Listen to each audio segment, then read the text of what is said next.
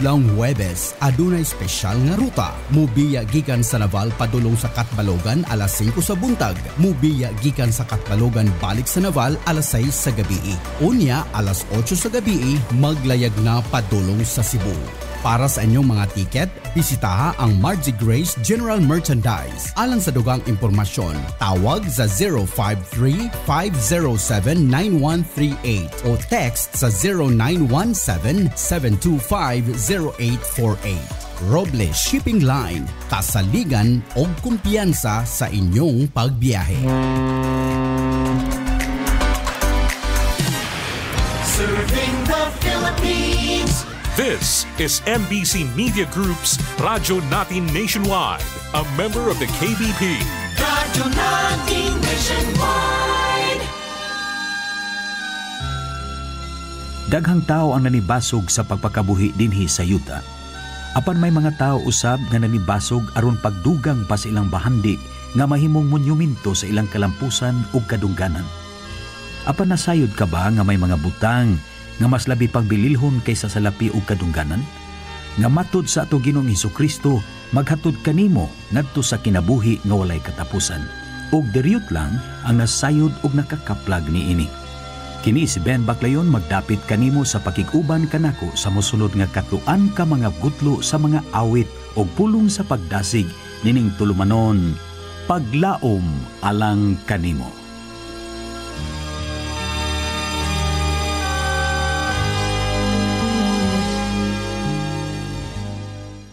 Sa dili pa misahe mamati ta nining pipila ka mga awit.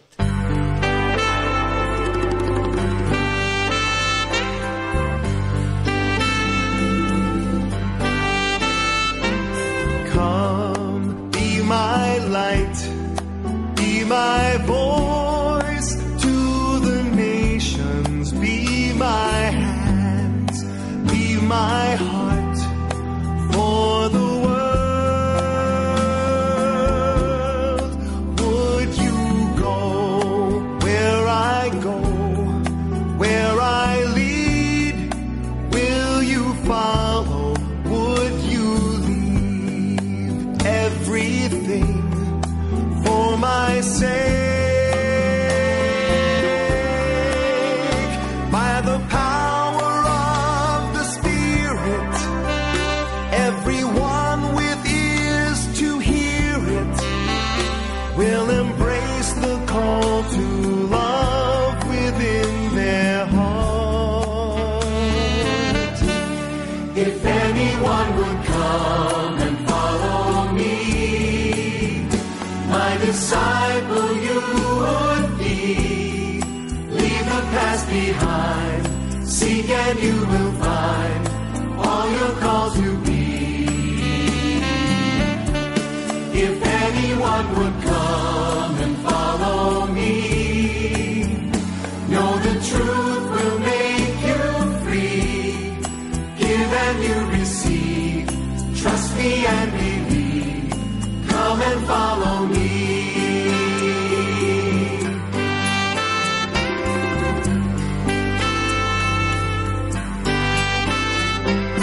Go, take your gift to the poor and the lonely as you love. So will I live in you.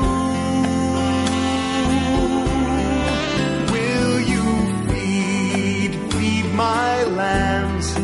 Give your hope to the hopeless. Bring new sight to the blind in my name. With a towel and a basin, toward the kingdom we will hasten, toward that narrow gate that leads to Calvary. If anyone would come and follow me, my disciple you would be. Leave the past behind, seek and you will find all you're called to be.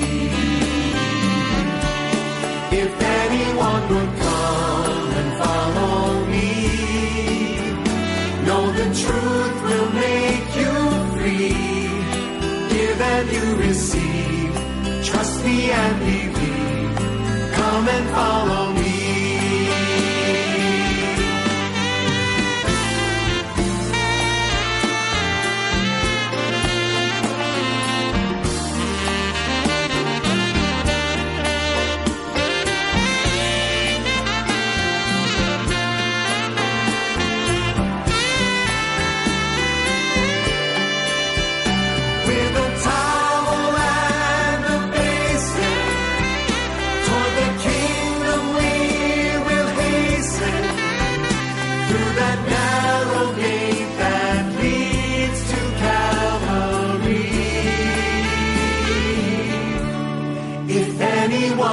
Come and follow me. My disciple you would be. Leave the past behind. Seek and you will find all you're called to be. If anyone would come and follow me, know the truth will make you free. Give and you receive. Trust me and believe. Come and follow me. Give and you receive. Trust me and believe. Come and follow me. Give and you receive. Trust me and believe. Come and follow me.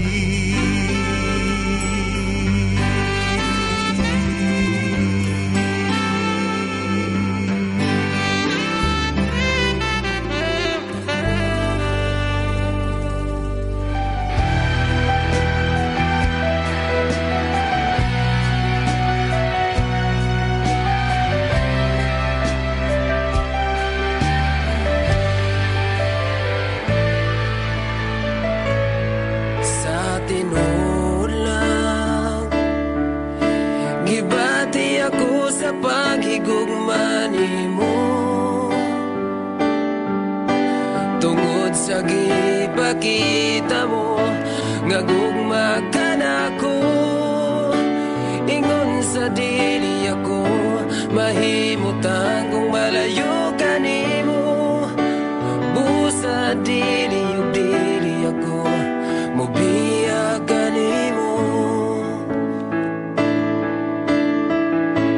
Sa tinuod lang gibati ako sa paghigugma nimo. Tungod sa gipakita mo nga gugma ka na ko. Ingon sa dili ako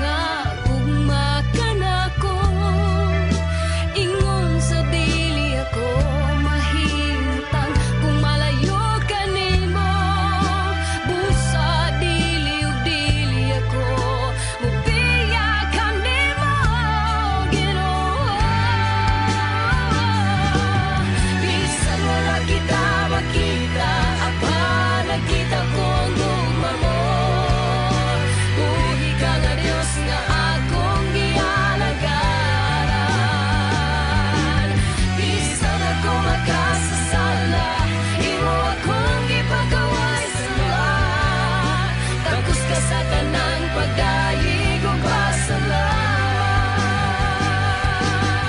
Salamat sa grasya o kaluoy mo kanako, o Ginoo. Salamat sa gugma mo walay paglubad, nga giluwas mo ako sa pagka makasasala.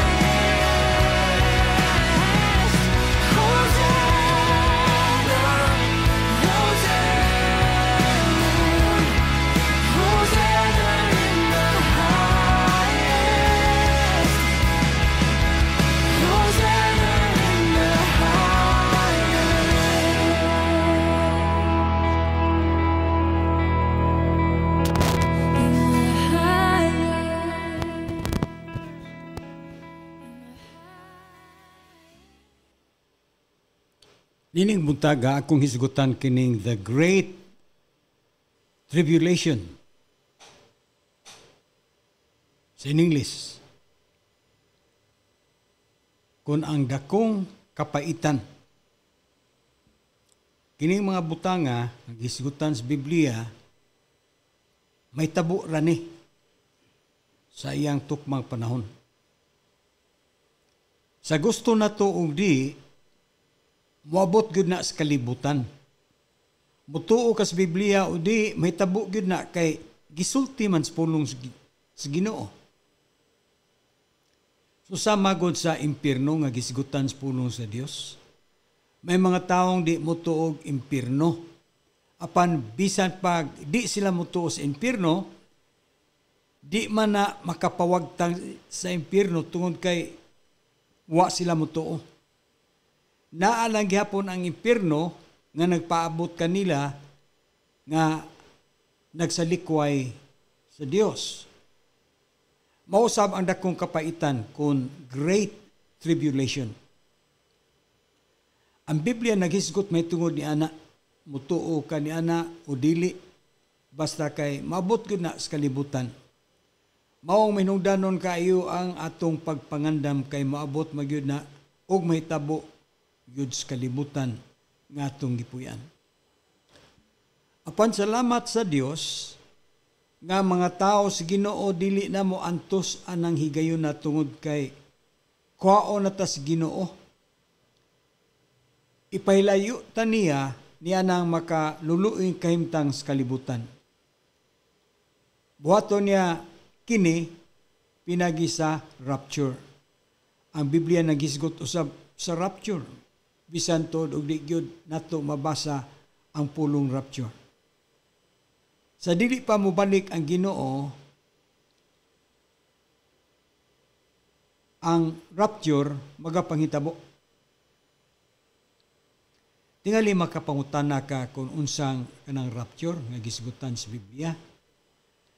Kanang rapture mao kanay pagsakgaw sa mga tao sa Dios. Sa kalit lang mawagtang ka sa usa lang kapamilok, mahanaw ra ka. Makig-uban ra ka sa Ginoo. Pero di kayo ko maghisgot ni anang bahina tungod kay mga libo ko niya mo sa akong paghisgotan kay naghisgota og Great Tribulation niya ni napunta sa rapture. Naghisgot lang ko ni anang rapture kay mao man ay makatabang nato nga dili nata masugamak sa dakong kapaitan kun Great Tribulation nga atubangon sa tanang tao nga mabilin panahon sa rapture. Kung mabilin ka sa dakong kapaitan, dili na ka makapalit ni makabaligya sa imong mga produkto. Kung wala kay marka ni Antikristo nga size sa imong agtang o sa mga kamot nimo, dili ka makapalit og bugas o unsa pa ka na mga butang nga imong gikinahanglan. Sa pagkakaroon doon nanay daghang mga Antikristo sa kalibutan. Kung magpaila ka nga usa ka magtotoo ni Ginoong Hesukristo, di ka makapalit sa mga butang nga gikinahanglan nimo aron mabuhi. Kung magpamarka sab ka sa numero ni Antikristo, wa na gyud kay gayunan nga maluwas pa. Kandidato ka na sa impierno nga mao idapit ni Antikristo. Lisod-lisoron gyud ang makinabuhi nga mobarog alang kang Ginoong Hesukristo. Sa dakong kapaitan, daghang madan ni Antikristo sa impierno tungod kay palabihon naman lang sa mga tao ang pagpamarka og size silang agtang o sa ilang mga kamot kaysa mag-anto sila sa kinabuhi panahon sa paghari ni Antikristo. Ang kadaghanan mamahala naman. Mamahala naman lang nga itugyan nila ang ilang kinabuhi kang Antikristo kaysa mag-anto sila sa kinabuhi uban ni Kristo. Palabihon na lang nila nga maimpirno kaysa mag-antos sila sa kinabuhi nga magpabilin silang Kristohanon. Pero hunaw na maayo, ang imong pagka-impirno hangtod sa hangtod na yun sa imong kinabuhi. Og ang Biblia nagisgot gyud nga ang mga taong ibanlod ngadto sa dapit nga nagadilaab sa kalayo ug asupre managkagot sa ilang mga ngipon og managhilak hangtod sa tibok nilang kinabuhi. Ngano? Mao kanay ilang pag-antos kinabuhi nga samtang buhi pa sila ng kalibutan na wa gyud sila pagtagad sa pagsunod sa Ginoo. Wala sila pagtagad sa pagpangadlagad sa Ginoo. Sa pagkakaroon nga wa pa sila ikatambog sa linaw nga kalayo ug nga wa pa gyud nila masinati ang kinabuhi hinukman sa silot, mangumidya sila sa ilang kinabuhi nga nagpaabot sa hukom sa Ginoo. Ang pagbasol ulahi na kaayo o nga wa na sab kay mahimo pa sa imong kahimtang. Ulahi na gyud kayo ang tanan. Kutob ra gyud ka sa paghilak o pagbasol sa sayop nga desisyon nga imong nahimo sa kinabuhi. Unsaon pa, ulahi na gyud ang tanan. Busa, samtang may mahimo ka pa sa imong kinabuhi, dangop kang Kristo Jesus. Samtang dili pa ulahi ang tanan, alang kanimo. Sa mubo nga pag-ampo diha sa imong kasing-kasing moingon ka, Ginoo, pasaylo ako, usa ka makasasala. Ginulsulan nako ang akong mga sala, o gidawat ka nako nga Ginoo manuluwas sa akong kinabuhi. Pinagi sa ngalan ni Jesus. Amen.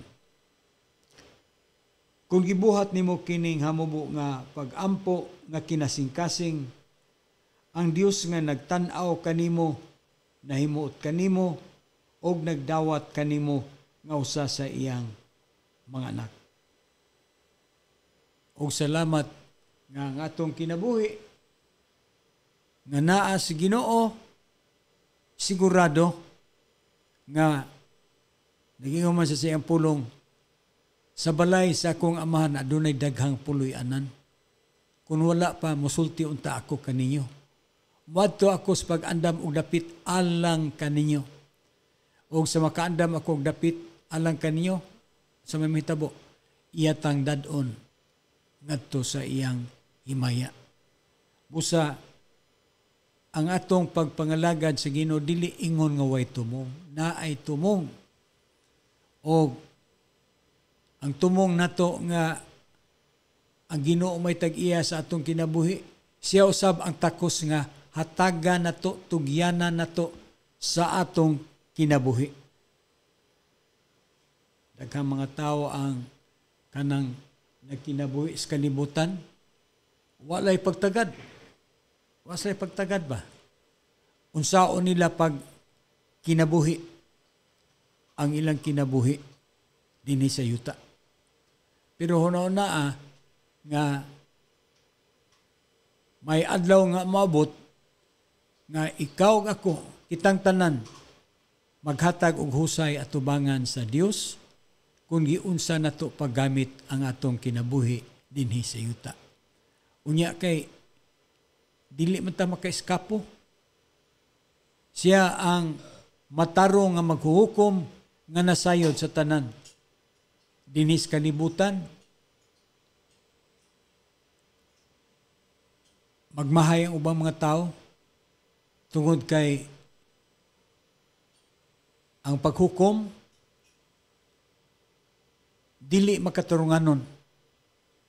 Doon ay mga taong sad-an nga mabilanggo. Doon na sa mga tao nga mga inosente nga nabilanggo sab. Busa, di ta makatuo nga tanang naas bilanggoan makasasala. dunay uban anak mga inosente. O usa ni anak nga kuhaan na to example, mao kinabuhi ni Joseph. Si Joseph,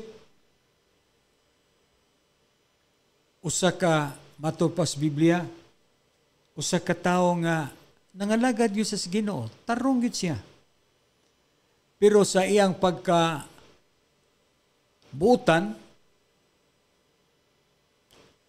nihiagom gapon siya sa kalisdanan sa kinabuhi. Ang iyang mga igsuon, nagakasina ba? Kasinahan siya kay pinangga man sa siyang amahan. Nga sa dihang gisugo si Jose pag-adto siyang igsuon, paghatod og pagkaon, pagkakita siya mga igsuon nga niabot si Jose, niabot ang mga hunahuna nga di maayo, nga ilang himuon bato kaniya.